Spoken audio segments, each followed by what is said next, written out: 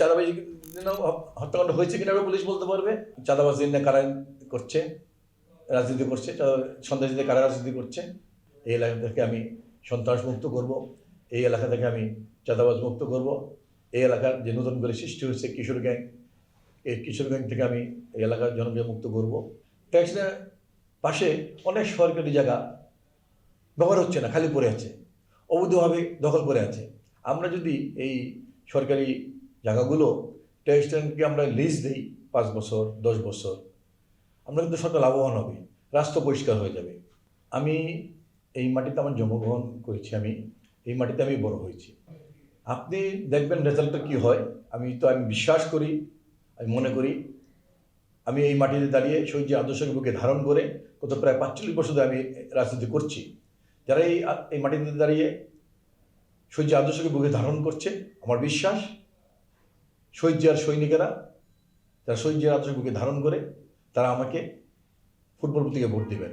কারণ যাকে সমর্থন করেছে সে কিন্তু দাঁড়িয়ে এখনো বলতে পারবে না সেই শহীদ জিয়ার আদর্শকে বুকে ধারণ করে রাজনীতি করছে।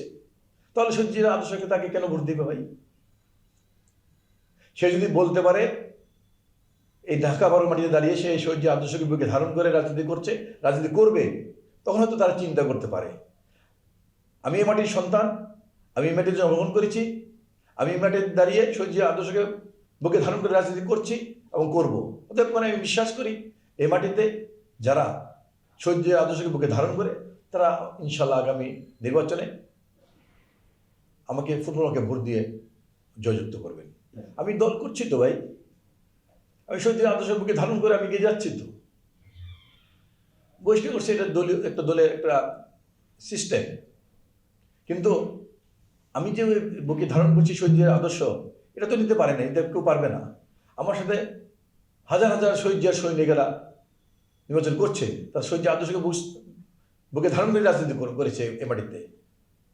আমি প্রতিটা মিটিংয়েই বলি আমি একজন শহীদ জিয়ার সৈনিক, আমি শহীদ জিয়ার আদর্শকে বুকে ধারণ করে রাজনীতি করছি। যেহেতু এখানে ধানের প্রতীক নেই এবং আমি শহীদ জিয়ার সৈনিক, অতএব ফুটবলই ধানের শীষই ফুটবল। অন্য যে ব্যক্তি আছেন সে কিন্তু একবারও বলে নাই বা সাহস নাই, বলতে পারবেনও না সে শহীদ জিয়ার সৈনিক। অতএব এই এলাকায় শহীদ জিয়ার সৈনিকরা কেন তাকে ভোট দিবেন? আমি বিশ্বাস করি আমি যেহেতু শহীদ জিয়ার সৈনিক, এই এলাকার শহীদ জিয়ার সৈনিকরা ইনশাল্লাহ আমাকে ফুটবল প্রতীকে ভোট দিয়ে জয়যুক্ত করবেন। এই এলাকার প্রথম সমস্যা হলো মাদক।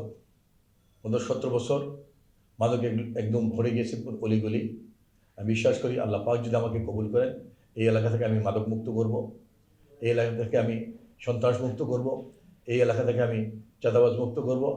এই এলাকার যে নতুন করে সৃষ্টি হয়েছে কিশোর গ্যাং, এই কিশোর গ্যাং থেকে আমি এই এলাকার জনকে মুক্ত করব।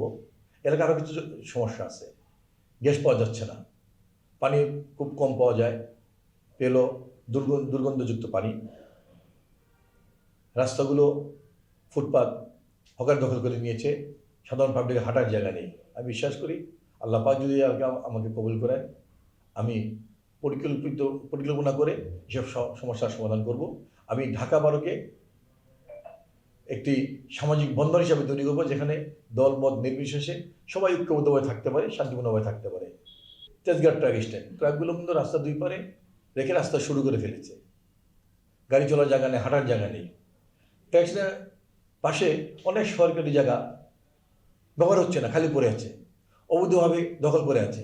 আমরা যদি এই সরকারি জায়গাগুলো ট্যাক্সকে আমরা লিজ দিই 5 বছর 10 বছর, আমরা কিন্তু সরকার লাভবান হবে, রাস্তা পরিষ্কার হয়ে যাবে।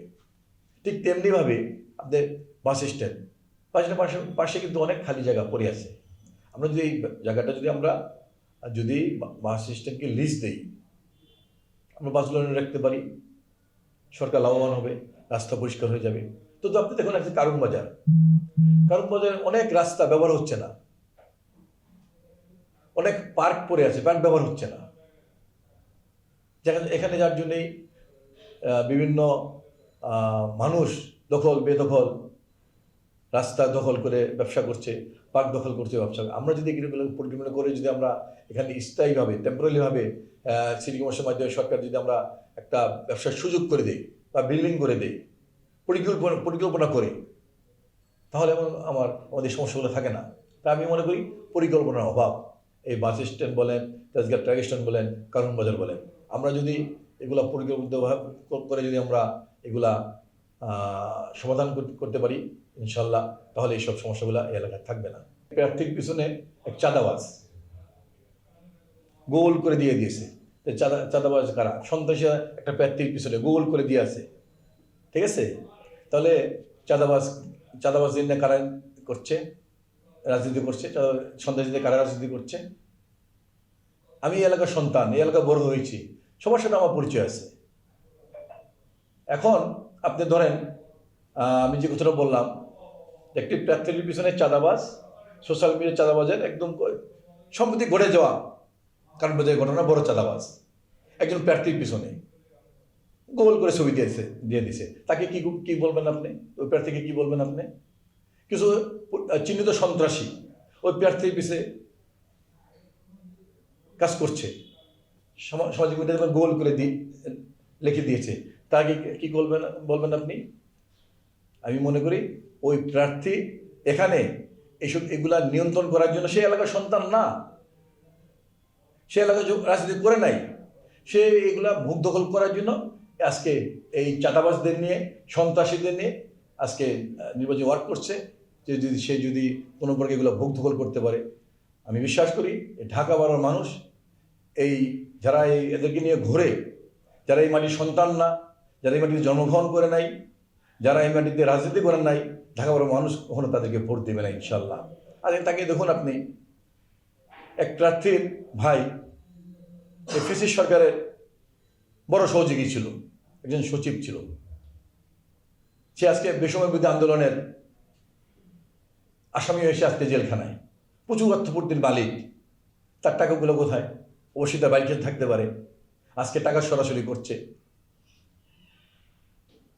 যারা এই মাটিতে রাজনীতি করে নাই, জন্মগ্রহণ করে নাই, কোনো সামাজিক কর্মকাণ্ড করে নাই, এলাকার জনগণ তাতে কেন ভোট দিবে ভাই? যে আপনি বললেন শহীদ জিয়ার কথা, বিএনপির কথা, তারা বলে একদিন বলতে পারবে, এখন নির্বাচন করছে বিএনপির সমর্থন নিয়ে, একদিন কি বলেছে সে শহীদ জিয়ার আদর্শকে বাস্তবায়ন করার জন্য কাজ করবে, সেই শহীদ আদর্শকে বুকে ধারণ করে? আমি বলতে পারি আমি শহীদ আদর্শকে বুকে ধারণ করে রাজনীতি করছি এবং আগামীতে করবো। শহীদ আদর্শকে এই ঢাকা বারোতে আমি বাস্তবায়ন করবো। তাই আমি মনে করি এই এলাকার ঢাকা বারোর জনগণ ইনশাল্লাহ আগামী নির্বাচনে আমাকে ভোট দিয়ে জয়যুক্ত করবেন।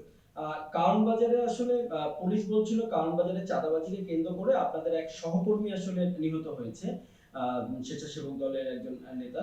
তো আসলে এই হত্যাকাণ্ডের ঘটনাটাকে কেন্দ্র করে কি আসলে নির্বাচন রিলেটেড কিছু ইস্যু আছে বলে আপনি মনে করেন? এটা পুলিশ বলতে পারবে, চাঁদাবাজি হত্যাকাণ্ড হয়েছে কিনা পুলিশ বলতে পারবে, বা এই কোন ইস্যুতে হত্যা হয়েছে এটা পুলিশ বলতে হবে। এটা তো আমি বলবো, আমি তো তদন্ত করি নাই।